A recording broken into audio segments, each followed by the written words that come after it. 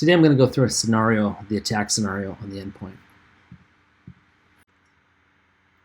Let's first show how this attack plays out and is successful. So I've got a couple machines here.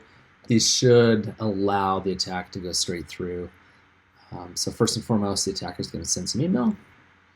We'll go through this a couple times, right? So here's the email. It's using SMTP to send a bunch of messages over. There's actually 3. So that's from the attacker. I'm going to go down to the victim here. As an unknowing user, I'm going to just open up my email.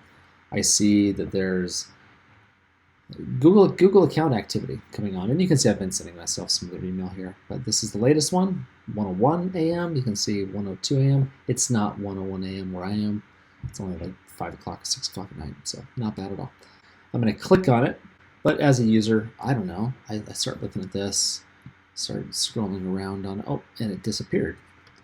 So we clicked on that. The user just went along their normal day, right? Not thinking about things. Everything's working just fine. Doesn't look like the attacker's on. I don't have any malware whatsoever, so we're good. Meanwhile, over here on the attack, I'm going to open up a tool called Spynet. And Spynet then is actually the command and control host that is going to allow me to connect to that victim. Once I'm connected, I can do a large number of things using Spynet, just like a typical route would allow me to do. File manager allows me to go down to the desktop, perhaps, grab, secrets. That's the one I want. Secrets.txt, download that. I can open this up. Open a folder of downloads. It's nice and organized. Spynet downloads this victim ID. Look at those secrets, right? And that's the same file that we see there. Ronald Jones. We can see that that was stolen. But from the user, they don't know what's happening, right? Meanwhile, over here, this is the exact same attack. We'll go ahead and launch these email attacks. That one went across. So I can open this up. You'll see there's a new Google account activity, right? 105, all right. And I am going to delete some of these things. So same thing though, right? Click on the link, takes me here.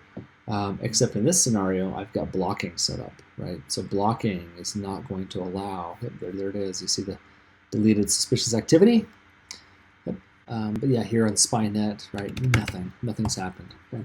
And the way it works is just pops up, right? It's a listener. So let's jump over to the console. Let's see what we see. I'll show you. I've got a few hosts set up right now. There's the block, no block. I can look at the operating systems, the patch level. I can scroll over here. Look at the containment state. The real-time engine is running. Exploit guard is running. The malware guard is running. The quarantine is disabled where it's no block, right? So on those no block systems. So yeah, that's what we'll see. So we'll come in here and we can see where it says no block. There's quite a few more alerts on both the victim and that lateral movement device. And on that block, you can see there's one alert and it is blocked. We'll show that one alert stopped the entire attack. Let's jump in and see first off this block, no block stuff to show you what happened on the victim. You can see there's 13 alerts 77 seconds ago. If I open this up, again, there was one I ran 44 minutes ago. I was just doing some testing to actually see what the behavior was. I didn't think that 6 minutes ago it would add to the same exact endpoint, but it did, and that's fine. Let me just, yeah, that's fine. We can double check. But see here on the left-hand side, 13 alerts. We see the presence of a file. 43 minutes ago, we see Mimikat's presence as a file sitting there. 4 minutes ago, I saw a downloader. I saw so these are the execution, exe. We can see actually what actually executed and see what ran here. So Powershell, Mimikat's, and the presence of some files. Okay, and I can click and I can see. I mean, I can go down the list here. I can see what the source was, what the MITRE attack techniques were, mapping against all of that. I can see exactly what the alerts were here, what it matched on. And all my but not. We use a lot of but nots to make sure we're not having too many false positives and making sure we're pretty accurate. What I really want to show is this triage. I'm actually going to go to the first one because I think it's a cleaner view. But on the the view summary, you can see a timeline of exploits and processes network. And remember, this was the successful attack, right? So we see exactly what happened. The red dot here was that exploit. Anytime there's a blue flag over here in the process list, whether it's the descendants, the parent, or the actual alerting process, you can see it came in through IE Explorer, and everything kind of executed from there. On this timeline, I can click on any one of these, right? On that first network hit, I can see, yep, there's the domain it went to, right? That's the URL. There's an IP address involved as well. I can click here, there's that download. Looks like that's where they downloaded the files from. I click here again, and I can see there's the attacker, right? That's the attacker that actually allowed me to come back in and execute the attack. So those are the three network pieces, the registry keys, and this is in time, right? This is from looks like 1224 to, I guess that's at 1:24 now. That'd be 12:24 to 12:25 p.m. or I guess a.m. at that point. You can see they had registry keys. There were 76 of them, files, and I can click in every one of these. And a lot of these files that we might see over here, especially if we see, I don't see batch files necessarily yet, but if they were, they would show up here. And I can acquire these files. I can download them and see really what they were. How many were there? 7 different files, I guess, over the time. Looks like a lot of them were just being updated, and this is the downloading one. Looks like using a content. Yeah, and there's one process that ran the command line, right? So I like to kind of go through, when I'm looking at these alerts, kind of go through the processes and the descendants, and you can see there's the command that ran, the command line, there's the command line up here, executing this .bat file. I can find that file and download it to see exactly what was run, or I can see, well, it probably ran everything that I see here, right? All of these processes. And this was the main process attack in this case. We can see PowerShell that ran. And I can click on any one of these PIDs, 514, or I can click on them over here. Kind of the timeline shows me exactly what ran when. So there's the first one, it was PowerShell. The second one was this command, and you can see how it was executed. There's the WinRAR, there's the command, the find string, the other PowerShell, and look, that's where the exploit attempt was. But coming back here, yeah, the exploit was actually on that PowerShell. If I click on that 540, then I can see exactly what that PowerShell was doing, right? So that's the download, that's the file, that's the command, the PowerShell command. I can take a look at that. You can actually request further information if you wanted to. You could actually look to acquire the entire PowerShell history on a machine, right? Say, oh, I want to see everything that PowerShell did. If you just wanted to look at PowerShell, this is a little bit more powerful because you can see a lot more. Like there's some good nuggets in here, like net.exe. That's a great nugget because usually net is going to be used to move laterally, and that's what we see here, using net to move, you can see, to a different machine, 10, 12, 12, 18. 10, 12, 12, 18 is not this machine I'm on. 10, 12, 12, 18 is the one called lateral, right? And they're using a password. They have the administrator password. So we've got some problems right away. I see that they've moved laterally. I've seen they're successful, right? I need to move on this fairly quickly. The first thing I would probably want to do, as I know, I can come through and I can investigate this later, but I know this was successful. Looks like there were some scheduled tasks. Looks like there was a scheduled task, perhaps on another machine here. I think the 10, 12, 19, 11 is actually my attacker. But you can quickly look up those IP addresses.